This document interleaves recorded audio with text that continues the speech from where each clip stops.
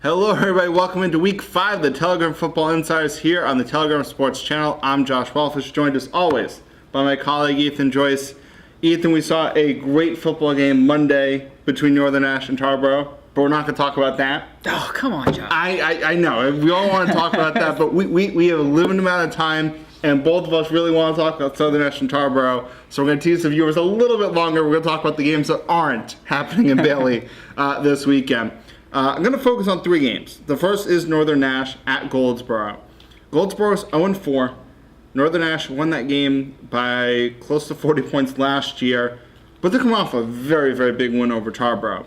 Is there any concern on your part that this is sort of that perfect little trap game that the Knights could potentially have a letdown? I think it's like Coach Raper said to you. You know, they've been low for so long that they're not going to reach that point to where they're overestimating what they are. You know, I think that a trap game is not going to happen in Northern Nash. I can't see that happening at all.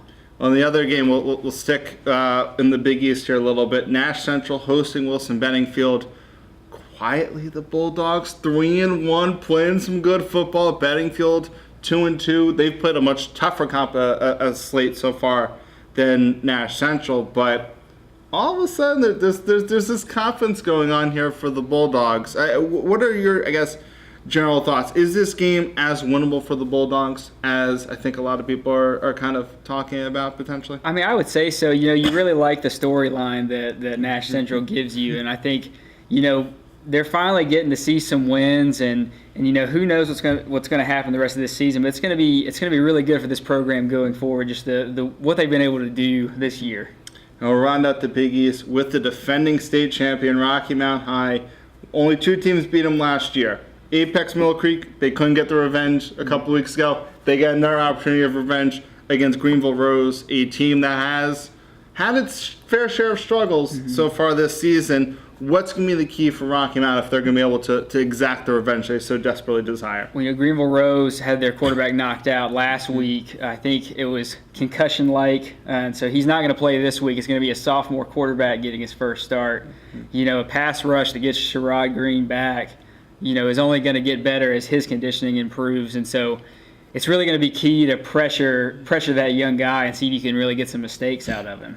Well, looking at just a couple other quick games that are happening. RMA was scheduled to play this week, but for the second consecutive week, they get an easy victory thanks to Cary Christian forfeiting. Rocky Mount Prep is on the road at Durham-Kestrel Heights. That game ended 58-56 last year. I can only imagine how many points those teams could potentially put up this year. Northeast Carolina Prep hosting Robersonville, South Creek. I like South Creek big in that game. I think South Creek has really been struggling, but there's a lot of issues with Northeast Carolina Prep, and South Creek's a little bit deeper. So I like the Cougars in that game. Speaking of Cougars, Southwest Edgecombe looking for their first win at Windsor-Bertie. Very winnable game for them.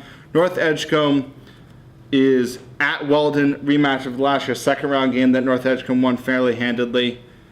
And I think that's round up. Let's get to the meat of it. Let's do this. Taro at Southern Nash. We were thinking on Monday that there's a potential for this to be a battle of unbeatens. Northern Nash sort of ruined that party a little bit, but still a fantastic game we're expecting. We'll both be at tonight.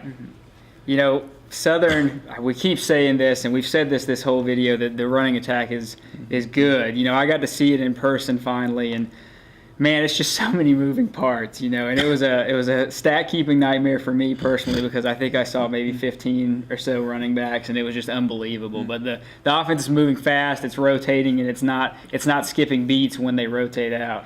What has been the key? Because you wrote about the wonderful offensive sort of strategy in today's paper. What's the key to having 3 different offenses and being interchange them? It seems like just almost at will and so flawlessly. Yeah, you know, Coach Foster mentioned it, and I think it's just a bunch of guys buying in. You know, you don't know if it's going to work or not right away, because that's pretty intimidating to start a season and say, hey, we're going to have 11 guys go out, run 3 plays. We're going to bring in a totally different unit, and then we're going to do it again. And you know, you're mixing all of these guys in on drives, and you know, I think the guys have just accepted that you only get so many opportunities in those drives, and they need to make the most of them, you know, to avoid coach speak there. But winning definitely helps buying into a system. And they see that it's working right now. They're 4-0, putting up a lot of points. It's a lot easier to be happy about your role when you're on a winning team. No doubt about it. And I've been embedded with Tarboro the past week. Very kind thanks to Coach Craddock and his staff for allowing me to sit in on meetings and practices and game planning and all those other things. And I've watched a lot of Southern Nash film, obviously, this week. And one of the things that stood out to me was the fact that Coach Craddock and the coaching staff did a great job at saying, this is what they're going to do. But you look at South Johnston and what they did, and sort of you look at some of the formations that they had, they were in good spots a lot of times. But Southern Nash just did such a great job at executing their game plan. Yeah. Blocking very well, finding the holes, hitting the holes strong. To me, that was the one thing that stood out. And obviously, every coach is going to sit there and say, well, if we execute this properly, then they're not going to have those long rushes. Right. But there's something about that Southern Nash team that really impressed me on film at that South Johnston game in terms of just being able to execute at such a high level. That being said, you saw Tarboro for the first time in actual game action on Monday. What can Tarboro do to sort of maybe disrupt that rhythm and kind of get the Firebirds a little bit on their heels offensively? I mean, it's really just going to come to making sure every guy's covered there. As Tarboro likes to do, as Southern Nash likes to do, and so many of the other teams that like to run the wing tee offense here, it's a lot of moving parts, and you really just got to make sure that your guys are on their guy to get to him, because that ball can show up and, there it is, and he's got wide open space behind you, and there's not much you can do about it. So it's going to be interesting to see how they handle all these guys with all these different skill sets.